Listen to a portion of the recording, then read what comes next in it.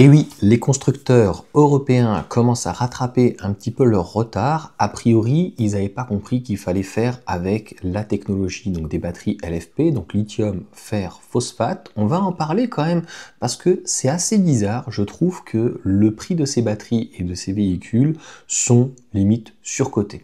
Puisque lorsqu'on voit qu'on a ces deux technologies, en tout cas ces deux types de batteries, donc lithium, fer, phosphate, et les lithium avec du nickel, manganèse, cobalt, eh bien, on est pratiquement au même prix à 2000 € d'écart. Je tiens à rappeler, avec ses avantages et ses inconvénients, c'est que les batteries donc LFP, par rapport aux batteries donc NMC, elles ont une densité plus faible. Et donc, pour un même volume, on va avoir, au lieu, mettons, d'avoir 70 kWh, par exemple, sur une NMC, eh bien, on aura peut-être un peu plus de 50 kWh en LFP. Donc déjà, on a une capacité qui est moins importante. Donc un prorata qui fait que c'est normal que ça soit moins cher. Mais pour autant, on sait que le lithium, le phosphate et le fer, c'est plus simple que de rajouter du nickel, du manganèse ou du cobalt ou autre chose, de l'aluminium ou autre.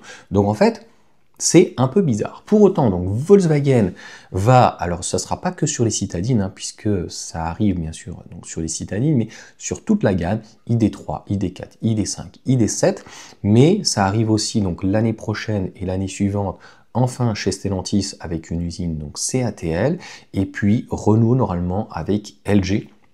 Donc il faudra voir si c'est des poches, et puis il faudra voir la charge, parce que déjà en NMC, la charge, elle est vraiment éclatée au sol, alors sur du LFP, parce que ça peut être l'inconvénient. Les seuls à avoir été excellents, c'est Tesla avec le modèle Y, et de prendre un palier, parce qu'à la base, Tesla, ils sont pas forcément très bons. Au-delà des CATL, ils ont des batteries avec Panasonic et LG, pour l'essentiel, en batterie NMC. Ils ont un très beau pic, notamment à 250, et après, ça fait que se casser la gueule. Donc là, sur cette batterie BYD, qui a été exceptionnelle, avec des 1080, avec des paliers à 150, 170, a priori, le moteur, par contre, était un peu plus bridé. On ne sait pas pour quelle raison donc ils ont arrêté. Est-ce que c'est à cause du structurel? Est-ce que c'est à cause de BYD?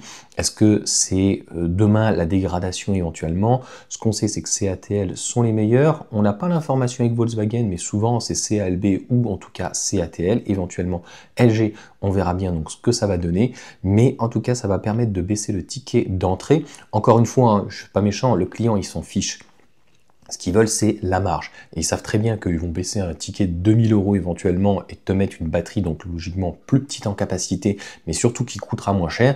Et ce qu'ils veulent finalement, c'est se faire beaucoup plus d'oseille. Encore une fois, ce qui est extrêmement dommage, c'est que il n'est pas vu venir la chose. MG, ça fait déjà 2-3 ans qu'ils utilisent.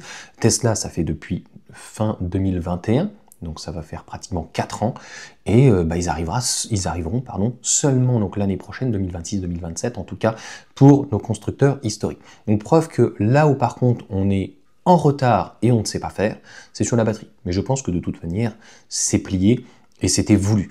Donc on verra bien comment ça va se passer. Et les gens qui pensent que notamment les constructeurs chinois vont arriver avec un produit fini et que ça va bien se passer pour eux, je pense qu'à un moment donné, il va falloir qu'ils comprennent, et c'est peut-être le but de cette mondialisation, parce qu'elle ne s'est jamais arrêtée finalement, qu'elle soit unipolaire ou multipolaire, ça ne changera rien. Eh bien, il va falloir faire des fusions.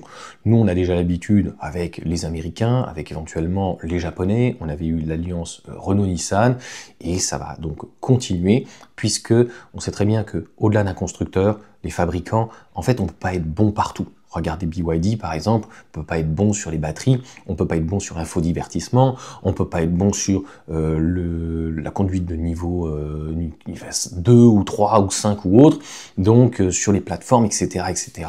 Donc le design, c'est tout ceci qui est assez compliqué. En tout cas, pour le client, c'est une bonne chose, mais dites-vous bien que si Volkswagen a recours finalement à cette technologie, c'est parce que ils étaient dans les choux, et qu'à un moment donné, il faut vendre un petit peu plus, et puis c'est surtout la moulaga, faut se faire de l'oseille, c'est surtout ça. Donc tant mieux pour le consommateur, mais encore une fois, vous avez bien compris que les constructeurs, ça fait longtemps qu'ils n'écoutent plus les consommateurs, puisque avant, ils créent réellement une demande, et aujourd'hui, donc, il n'y a pas de demande, et pour autant, ils continuent à créer des choses où la demande, elle est quand même fortement réduite. Il faudra voir en tout cas l'année prochaine, ça sera passionnant 2026-2027, si ce type de technologie permet d'apporter, on va dire, plus de demandes, donc plus de volume. Et puis surtout la grande particularité, on part pas en week-end, on part pas en vacances tous les jours. Donc pour le quotidien à 90 voire 99%, c'est très bien d'avoir une batterie LFP, on peut la charger à 100%. Elle va se dégrader par contre puisque les batteries dans l'ensemble n'aiment pas être chargées à 100%, mais pour le quotidien, ça posera donc pas un problème et au lieu d'avoir 6000 cycles, peut-être qu'il y en aura 3000 avec 300 km, ça fait 900 000 km, donc autant te dire que sur une citadine ou une compacte, ça suffira donc largement et même des dégradations, ça se passera donc plutôt bien. Donc c'est ça plutôt qui est intéressant. Et puis on le sait, une batterie donc LFP, eh bien elle est moins sensible à la chaleur, un peu plus par contre au froid. Voilà pour cette vidéo en tout cas. N'hésitez pas à mettre des petits commentaires. On arrive bientôt aux 60 000 abonnés, à partager.